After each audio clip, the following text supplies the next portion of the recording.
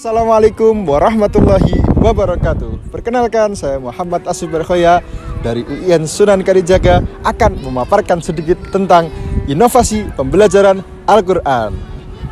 Nah, bicara mengenai inovasi pembelajaran Al-Quran, tentunya kita juga bicara mengenai betapa besarnya pahala atau fadilah ataupun manfaat ketika seseorang mau membaca Al-Quran ataupun mengajarkannya.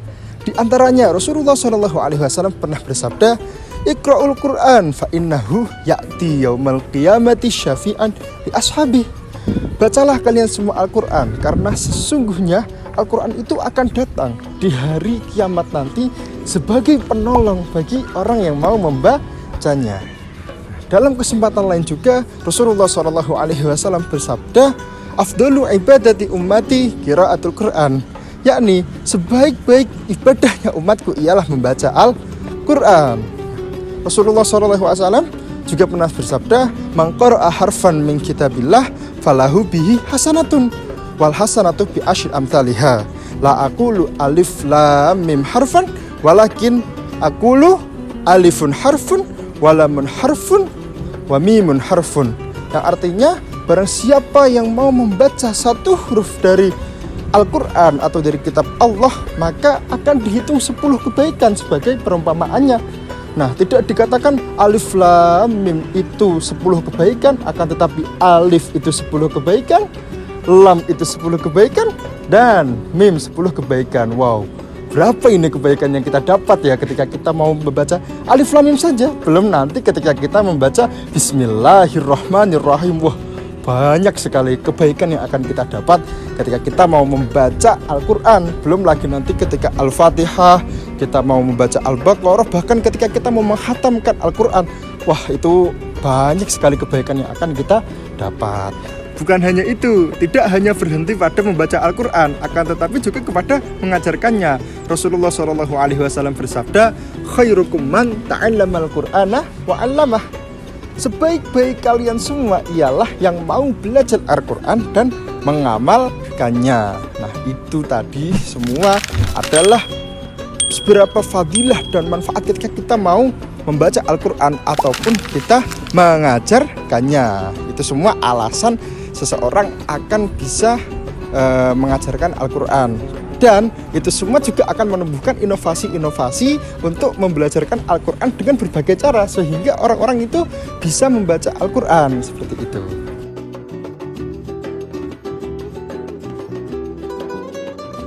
Nah, selanjutnya, setelah kita tahu betapa besar fadilah serta manfaat ketika kita mau membaca Al-Quran ataupun mengamalkannya, ialah bagaimana kita mengajarkannya dengan metode yang bagus, yang benar, sehingga siswa atau murid yang kita ajarkan untuk membaca, dia akan bisa dengan cepat dan tepat. Nah, contoh-contoh metode yang sering digunakan di Indonesia ini ialah ada metode qiraati.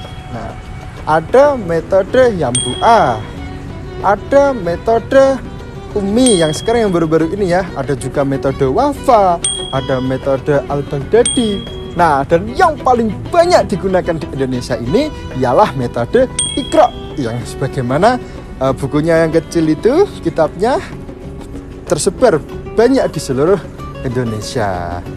Nah, itu semua adalah metode-metode yang dapat kita gunakan untuk mengajarkan Al-Quran. Lantas, metode mana sih yang paling benar ataupun yang paling baik untuk mengajarkan? Itu semua opsional. Saya pesankan kepada seluruh guru-guru Al-Quran di Indonesia, jangan fanatik kepada satu metode, karena pada dasarnya metode itu ialah alat atau jalan untuk kita menuju sebuah pengajaran Al-Quran yang baik dan benar. Seperti itu. Assalamualaikum warahmatullahi wabarakatuh. Apa kabarnya anak-anakku semua? Alhamdulillah, luar biasa, Allahu Akbar. Nah, mantap. Masih semangat belajar kali ini? Alhamdulillah, tetap semangat untuk belajar Al-Quran. Nah, dalam kesempatan ini kita akan mempelajari tentang imalah. Apa itu imalah? Imalah secara bahasa ialah memiringkan atau mencondongkan. Sedangkan secara istilah ialah memiringkan atau mencondongkan fathah ke kasrah atau memiringkan alif ke ya.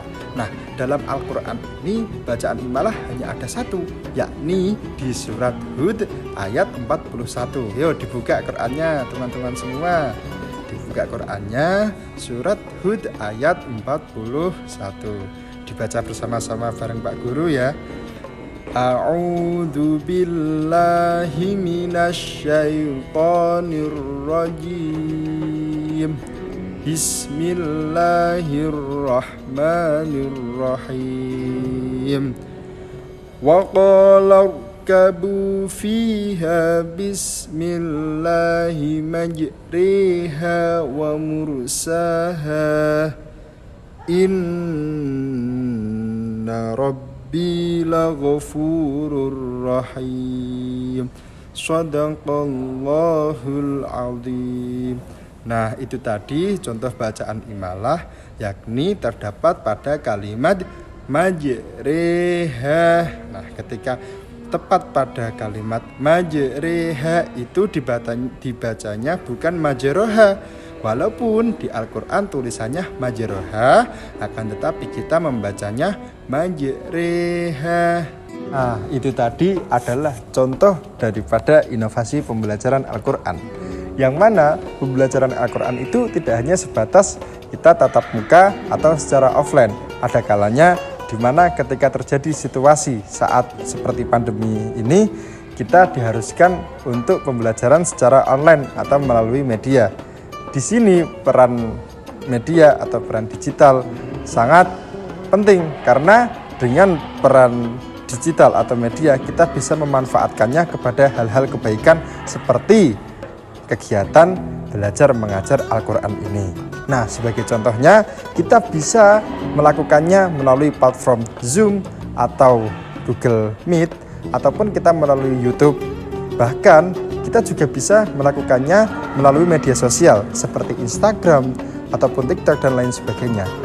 Yang terpenting, poin yang terpenting ialah kita dapat melakukan belajar dan mengajar Al-Quran ini secara kreatif, sekreatif mungkin, semenyenangkan mungkin, sehingga anak-anak akan tertarik pada pembelajaran Al-Quran. Nah, sebagaimana manfaat dan fadilahnya yang telah saya sebutkan tadi, sangat banyak sekali ketika kita mau belajar ataupun mengajarkan Al-Quran. Seperti itu.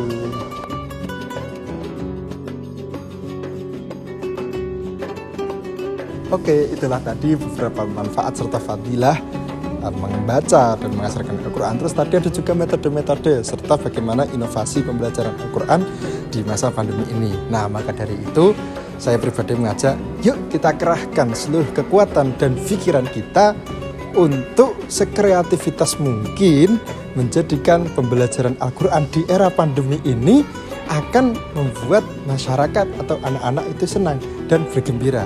Artinya dia bersemangat untuk mengaji Al-Quran. Jadi tidak hanya berdiam diri di rumah ketika era pandemi ini, tapi juga mau untuk mengaji Al-Quran meskipun melalui platform-platform online seperti YouTube atau Zoom dan lain sebagainya.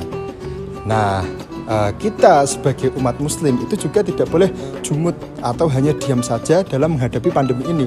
Kita harus bergerak, harus semangat untuk berjihad di jalan Allah seperti melalui pengajaran Al-Quran ini dengan berinovasi atau berkreativitas mungkin untuk mengajarkan Al-Quran. Nah, walladzina jahadu fina lanahdiyannahum subulana. Barang siapa yang mau bersungguh-sungguh di jalanku, maksudnya bersungguh-sungguh di jalan Allah, maka akan dikasih jalannya, akan dikasih jalan keluarnya. Maka dari itu memang kita harus tetap bersemangat. Sekian dari saya. Billahi taufiq wal hidayah, waridha wal inayah. Assalamualaikum warahmatullahi wabarakatuh.